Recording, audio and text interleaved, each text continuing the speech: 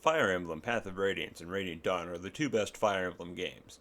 Now, before you go scrolling into the comments to tell me otherwise, remember, rule number 1, bigots get banned. Rule number 2, Norian scum are bigots. So to establish why these two games are the most fun way to play Fire Emblem, I have to specify. We're playing the European version, which is essentially just the American version, but with less localization errors, and the American version is essentially just the Japanese version, but with less gameplay errors. Now, if you've ever Googled a Tellius draft before, you've probably found these ancient texts. Now, this rule set is perfectly fine and dandy, but I have a few amendments to make. Our first amendment is the realization that units being free for one game but not the other is cringe. No more of that. Our second amendment is Alencia should be free, as using only our free units means that we only get to do something on turn 8 in Alencia's Gambit. With these changes, the split choice, as displayed here, no longer makes sense. Now, it didn't make sense in the first place, as you would always pick Har, but under our new rule set, I'm putting Nolan here, as Nolan has to deal with harder issues than Har does. And to further justify this, we're removing Nolan from being free in Part 1 of Radiant Dawn. Our last amendment is the removal of this rule that Janeth and Ulki can obtain the Night Ring even if undrafted, as now, you actually have to think about how to handle Chapter 19. Before I can start talking about the units, I have to explain how the rest of this video is going to be formatted, as I'm going to be talking about units roughly in the order in which they reach the peak of their utility, and sorting them into this tier list. To explain each of these tiers, we have our S tier, the Solve tier. These are the units that are the best in the run. Our A tier is the first tier. These are the units that I believe are worthy of being picked first in your draft. Our B tier is a good tier. These units will solve multiple of our problems. And then our problem tier are units that solve only one issue in the run, and no more. Our D tier are the bad filler units. These are units that contribute almost nothing to your run and have zero impact on the difficulty. And then our F tier, because E is not a real letter, are the joke units. These are the units that you are only using because you want to challenge yourself. Alright, let's begin. The first section I am defining as a problem is the early half of Path of Radiance, or Chapter 1 through Chapter 17. But specifically, we have our first defend map, the last map before we get access to the inventory, our second defend map where we're attempting to recruit Ileana, and good old desert. Titania. Titania has a horse, an axe, and is available in every single Greil Mercenary chapter. I didn't need to pull up these base stats or growth rates to justify saying she's one of the top 5 units in both games. If she wasn't free, she would be amongst the first round picks. She's been made free in both games to accommodate extraordinarily unlucky runs.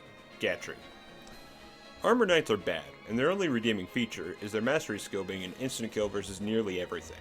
You know, that thing nearly every other master skill does in Radiant Dawn. At least you get to interact with Path of Radiance chapters 3 and 7. Bad unit, only use if you like the design. Leaf. Leaf is a really interesting unit, as she's a dodge tank that also has a billion HP. Unfortunately, she's a Laguz, so you will see all 51 of that HP drain on enemy phase if any more than 2 hand axe users show up. Heaven Affinity does her no favors, but could be nice for the axe unit you decide to let her cuddle with. Overall, not that great of a unit, contributes very little even in the Part 2 chapters where she's useful. Mordecai. If cats are the Myrmidon of Laguz, tigers are essentially the fighters. And this metaphor stops working once we realize that the speed gap between Laguz is way more impactful, making Mordecai a mostly worse variant of Leaf. That and Laguz aren't allowed 1-2 range ever, the main defense fighters normally have over Myrmidons and Tellius. Mordecai is simply only going to smite your real recruits even further into fray and then get stabbed in Part 2. Volk. Drafting a thief under the current rule set is near pointless, and I am unsure of how to change the rules for the better. You have nothing of value to steal in Path of Radiance, and Heather gets all the good steals in Radiant Dawn. You're only really going to be drafting Volk for his ability to kill, which isn't even that spectacular. But if you really want a thief that you don't have to be concerned about, here you go. The second chunk of the run I'm defining as a problem is the late game of Path of Radiance, specifically Chapter 17, once you've run out of items, and then every single chapter of the Sleep Staff, and finally, your means of killing Ashnard. Oscar. Oscar has a horse, a lance, and is available in almost every single Greil Mercenary chapter. I did not need to bring up the base stats or growth rates just by saying he's one of the top 5 units in Path of Radiance. If Titania wasn't an immortal pre-promote in the early game Path of Radiance, Oscar would unquestionably be the best unit in that game. This feeling kind of holds true in Radiant Dawn, but now having a horse has actual penalties they have to care about, like ledges. Oscar is still, though, 100% deserving of a first round pick slot. Reese. The ability to use a staff is basically equivalent to having the skill Paragon. Your reward for training this priest is a high-quality magic nuke for the later half of Path of Radiance and jack shit in Radiant Dawn. Radiant Dawn is a game of stat caps, and the priest class line has terrible speed and the worst tome type. Problem tier at best, he's just here for the physic and restore staves. Soren. The woke mob doesn't want you to know this, but Soren is the top, and mages in Path of Radiance are actually really good. As a mage, you have guaranteed access to 1 to 2 ranged weapons, enemy res is pretty low across the board, and sometimes you even get access to 3 to 10 range siege domes. Soren specifically even gets to have staves on promotion. Then in Radiant Dawn, mages get nerfed a little bit harder, and he loses that staff utility until tier 3. Still, he's a usable unit, but Ike's goth boy toy is only going to be solving the problem of late game status staves. Ileana. Ileana's purpose in Path of Radiance is to be a decent mage that eventually swaps to being a physic bot. She is the second most important unit to get transfer bonuses for, as her early game role in Radiant Dawn desperately wants more skill, speed, and magic. What makes Ileana deserving of good tier, though, is the fact that she has the best availability of every unit in the game. While sure mages aren't as good in Radiant Dawn compared to Path of Radiance, she's always there, so what more did you really want? Mist. Mist can use a staff and eventually a horse. For some reason, she loses that horse and then time skip between games. Mist is your absolute last option for a staff user to solve Path of Radiance's late game, and is near completely worthless in Radiant Dawn. Marcia. Marcia can fly and use javelins, automatically making her a good tier unit. Now while the raw chapter count she's available on in Radiant Dawn may seem low, what you ought to consider is that on those Geoffrey chapters, she is your only flyer. Kieran. An axe and a horse is all you need to dominate Path of Radiance. While the horse part of that equation is no longer the case in Radiant Dawn, axes are just as, if not, more important than ever, with hand axes being the most dominant 1 to 2 range weapon type before forges, and even then, you still get a lot of hand axe forges available. Now both of these games very quickly become focused on enemy phase, so you'll always want to have a good axe thrower as your first picked unit. Astrid. Paragon is an obscene skill that single-handedly makes Astrid playable in Path of Radiance. In Radiant Dawn, however, it's not enough. Having a horse does allow her to use a bow effectively, but she's stuck with the Geoffrey squad, and her Paragon can be stolen onto other units that use real weapons, like crossbows. Stefan. Stefan's stat line will have you believe he is the best swordmaster in Path of Radiance and Radiant Dawn. Now while that may be true in Path of Radiance, in Radiant Dawn you don't get to recruit until all the way in Part 4, Chapter 3. If there's anything I want you to remember from this video, it's that availability is more important than literally every other aspect of a unit in a draft. Khalil. Path of Radiance has this funny way of rewarding you for using your trainees, in that all the pre-promotes made suboptimal choices, and now Khalil gets to hold a knife. At least with the abundance of siege tomes, you can still pretend like you've solved the late game status staff issue. Largo. Largo's barely present in Path of Radiance, and completely disappears in Radiant Dawn, granting all of his data transfer bonuses to Khalil. Don't ask how. His contributions on their own make zero impact on your draft, and as such our rule set allows you to draft the two of them together. Their combined might is still not escaping the bad tier though. Rayson. Of your Herons, Rayson permanently has Kanto, the best stat line, and still gets to refresh 4 adjacent units when he's transformed. If there's only 3 people drafting, feel free to have the Herons be included in the draft pool just to see how well he competes with the other first round picks.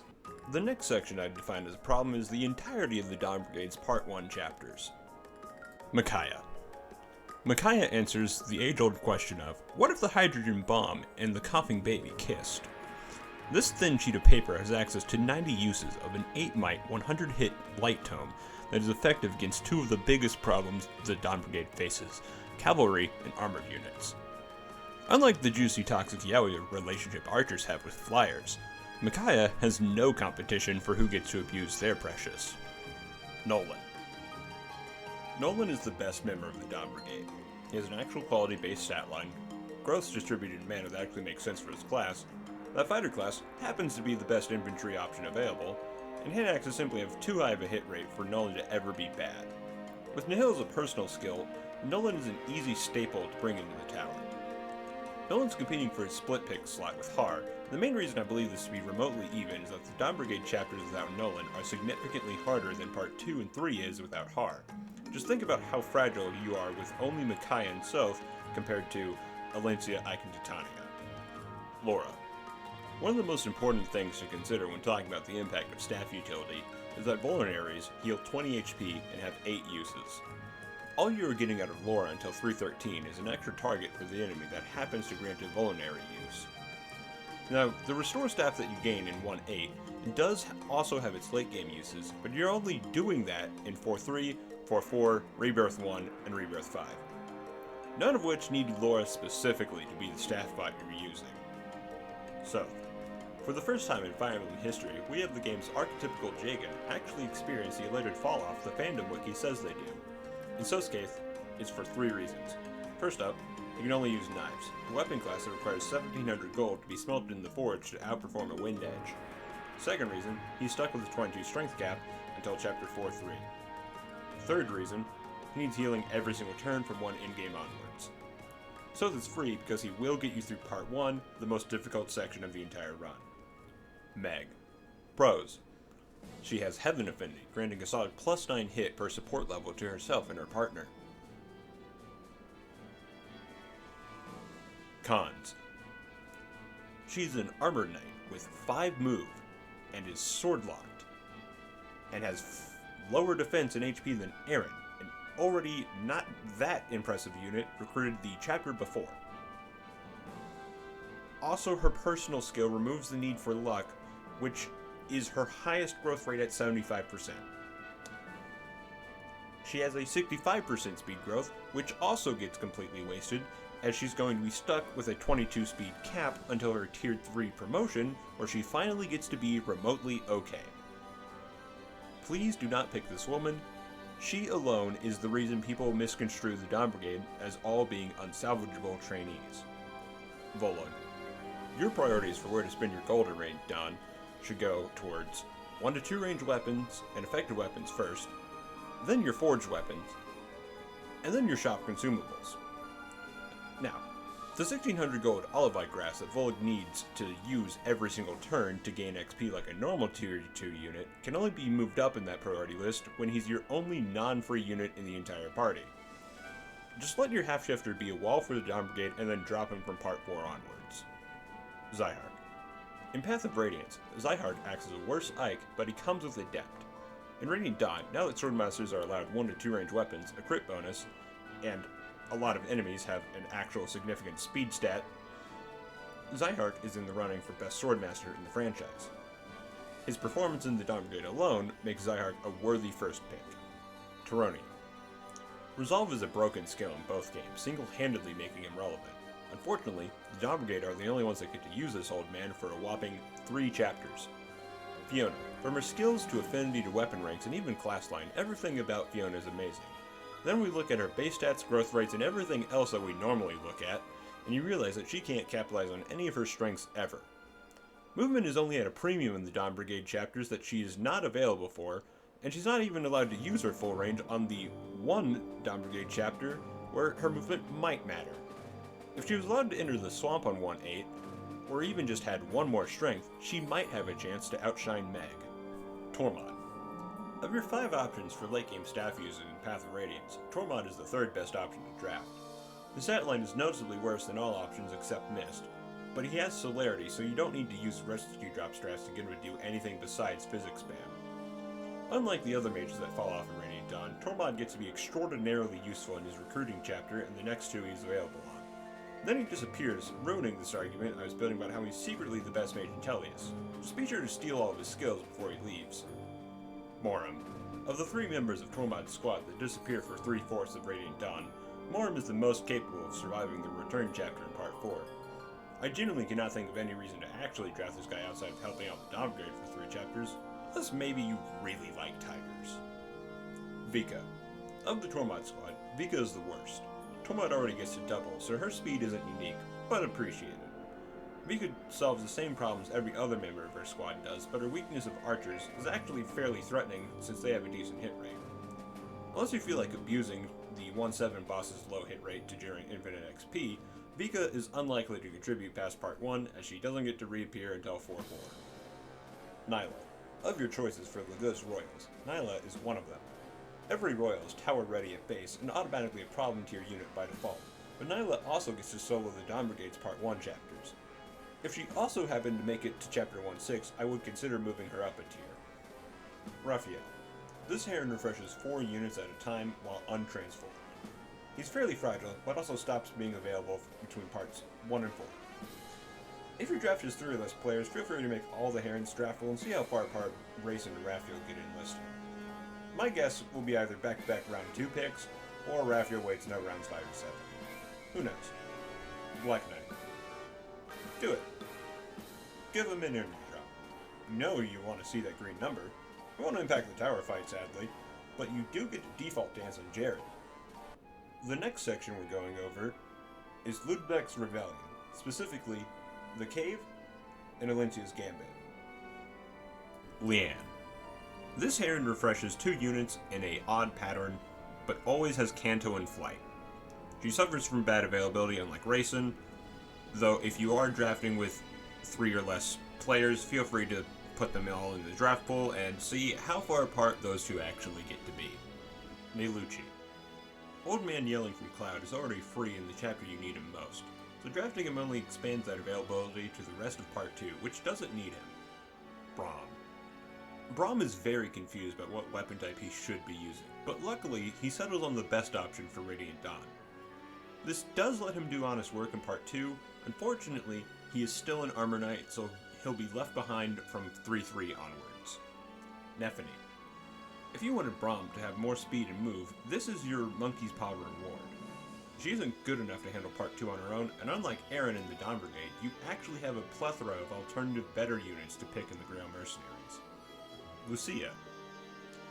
Oh boy, yet another near-useless unit in Path of Radiance that returns in Radiant Dawn to be useful for only 1 chapter. At least this time the parity skill is activated on command and has an actual use case. Alencia. Queen Alencia is our final Path of Radiance unit that is complete and utter garbage, but gets a massive glow-up in Radiant Dawn where she's fundamentally required in multiple chapters. She's been made free so as to justify not picking Har every single run.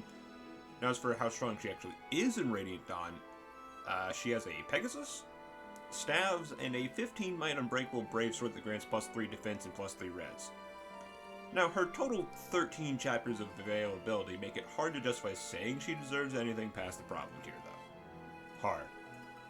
As it turns out, Armor Knights are actually good at combat when they're allowed to see it. Har essentially turns Alencia's Gambit from a 15-turn defense map into a 1-turn kill boss map.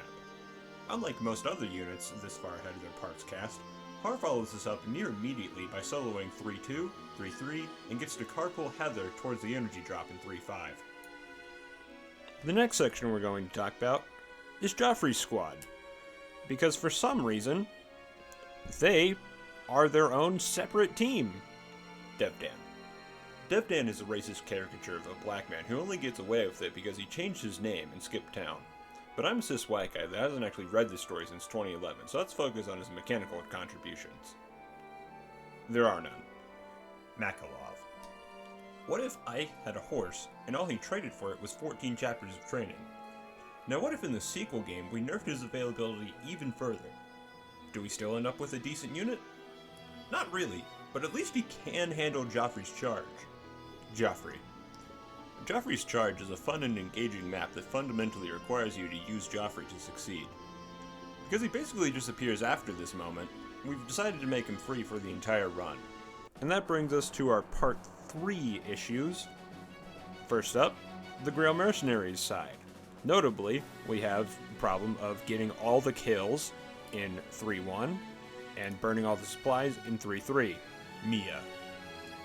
Mia is yet another trash Path of Radiance unit that receives a notable glow-up in Radiant Dawn, and unlike the archers, it's not for actually interesting reasons. True blades just have good stat caps.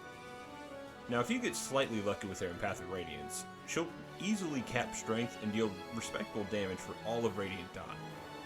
This tier list is unashamedly biased towards the unit's contribution to Radiant Dawn, and as such, Mia makes it to the good tier. Shinon. Archers are pretty bad in Path of Radiance, mostly due to the ×2 weapon effectiveness and bows being stuck with 2 range. That being said, a unit that deals chip damage and doesn't die is still acceptable in that game. In Radiant Dawn, however, archers receive a massive glow up with the addition of crossbows and their Marksman Tier 3 promotion, getting a hidden +1 range to all bows. Rolf. Normally, the way Fire Emblem handles duplicate class characters is that the higher level one has better bases and worse growth rates and will fall off in comparison to the younger unit. Thanks to BXP, this difference is negligible in Radiant Dawn. Yes, I will ignore Rolf's contributions in Path of Radiance, as they are not real and he cannot hurt me. Heather. Heather has multiple items worth stealing and pass. There's a Draco Shield on 2E and every single Senator in 3-3. Even if the rules didn't allow her to find items or unlock doors, there would still be no reason to draft her outside of those 2 chapters worth of stolen items. While she's not actually solving anything, I still believe that those items on those maps are worth a problem tier on their own. Ranulf. Catboy German is stuck as a near in-game recruit in both games with a mid-lane Laguz stat line. If I hadn't explicitly stated it, now would be the time you should notice that availability is the primary determining factor in what tier units get placed in. Kieza. Kieza performs the impressive feat of being Laguz that does not outstat any of your Bjork units while transformed. Your reward for putting up with this disadvantage is a tiger that is gray. For the few Kieza believers out there ignoring their offensive stereotype and bad bases, feel free to type multiple comments about how the 2 speed he has over Mordecai make up for missing out on 4 chapters where you're desperate for any unit with defense. Lyre. Lyre and Leith have a very similar relationship to that of Zyhark and Edward in the sense that Leith is objectively better in nearly every way. Unlike the Dawn Brigade Swordmasters, I do not respect cats as a class and will make no attempt to defend the quality of a very obviously weaker unit. Meanwhile, in the Dawn Brigade section of Part 3, we got some issues. Leonardo. Leonardo acts as the staple early game weak archer that permeates Fire Emblem, but this time, thanks to the wonderful addition of crossbows, that 35% strength growth can be made irrelevant. Alright, our split click no longer gets to use crossbows on promotion, steal the unique peaceful interaction. Okay, I give up. What did Danny say in her video on the guy? Who else are you training? Like seriously, who else are you training in the early Dawn Brigade chapters? Edward is, for all intents and purposes, a worse Zyhark, especially since he can't receive data transfer bonuses. What I want you to keep in mind, though, is that Edward has a 60% growth rate in both strength and speed, and 6 whole chapters and 2 base camps to improve over Zyhark. That is absolutely enough time to catch up, especially since this is a draft and you weren't exactly allowed to use anyone else in the part. He even gets his own 15-mite Prof Sword that grants +8 to his luck. Once your group burns through the first 2 rounds of picks and realize Jill and Zyhark are gone, you're gonna have to realize that the gap between the best and just okay is way closer than you might think. Aaron. Aaron serves a similar purpose as Edward, being the 3rd round pick when you realize the best option for the Dawn Brigade are gone.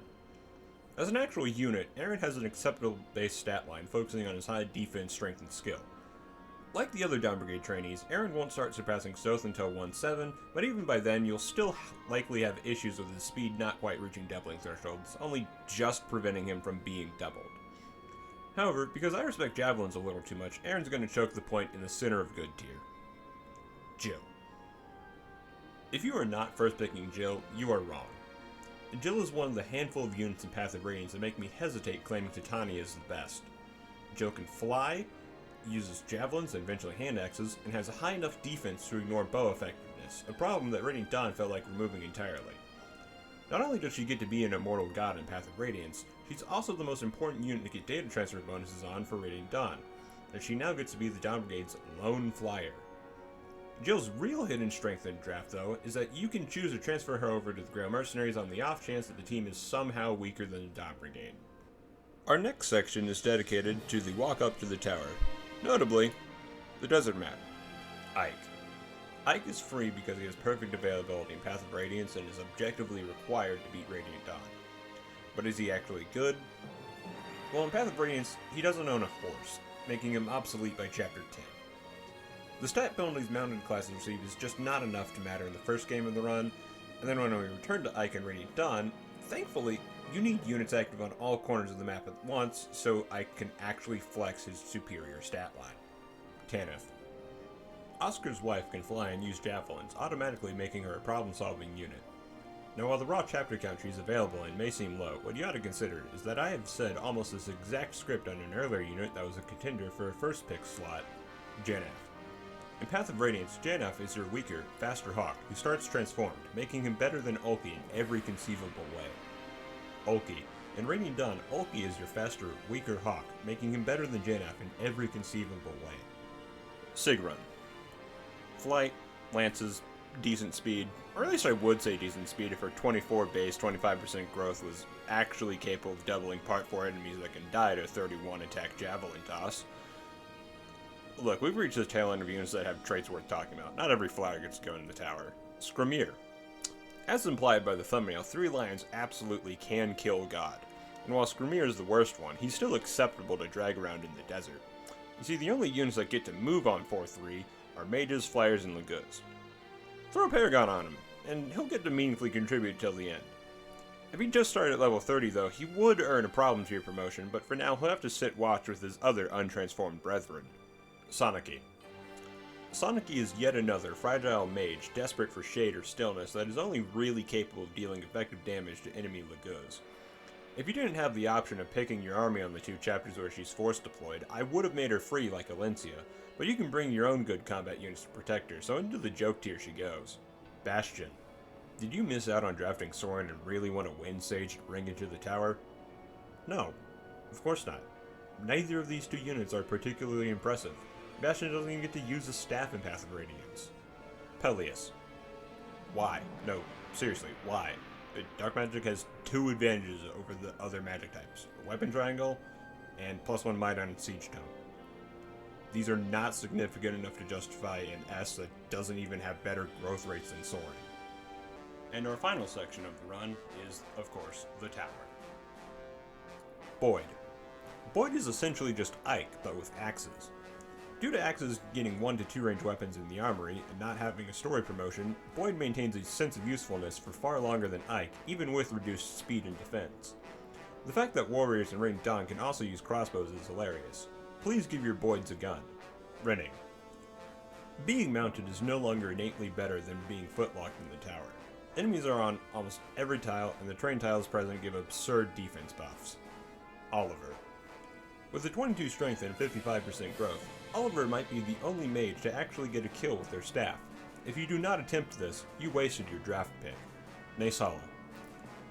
This backstabbing soft lock picker is all you need to help keep Soniki alive in Part 4, and is one of your handful of flyers that isn't afraid to stab a crossbowman. Like all the Lagoos Royals, you only need to draft them if you really don't believe in your ability to go through the tower on your own. Tibarn. Tibarn is a slower, stronger Naesala. With a slight speed difference kept him from doubling every single enemy in the game, there might be a reason to rank Naesala higher than Tibarn. Ultimately, strength defense is more important than speed res in the endgame, so this minor positional difference is fairly obvious. Knigas. In this Tower of the Rising Sun, my king is going to ruin many a poor boy.